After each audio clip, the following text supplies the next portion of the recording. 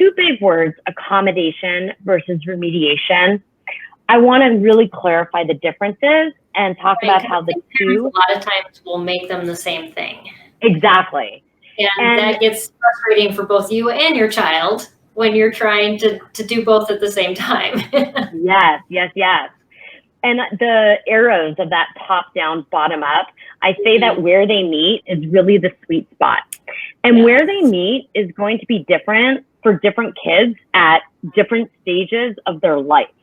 Like, I've met lots and lots of high school and young adults who, in spite of the fact that they could literally pick up any book and read it with their eyes, they still choose to pick up their audiobooks because it's still hard for them. And so it allows their brain to just focus on the content and the meaning and not on how do I sound out this word, because it's still difficult. And I think that the important thing is getting to the place where you have the choice, where you can do both.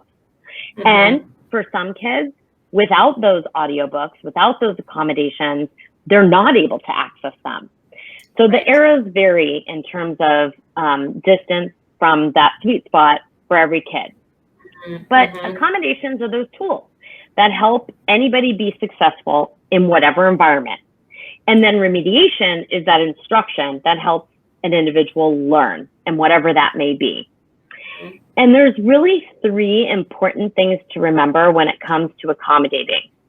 And the first is that, like I just mentioned, those accommodations are actually going to grow in importance as this student, as this child progresses through school.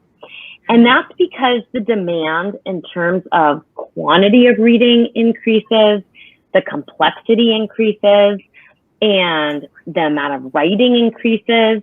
And the reality is, because it's still hard, the amount of time it takes is still going to be more than a neurotypical learner. And for that reason, especially technology can make a huge difference for kids, allowing them, for example, to just get their words down on paper, allowing them to listen to that book so that they can then write the paper about it, whatever it might be. Right. I know our guest last week was talking about language-based learning disabilities, and he showed a chart how the gap in high school between the average learner and the one that struggles, it actually widens in the high school years.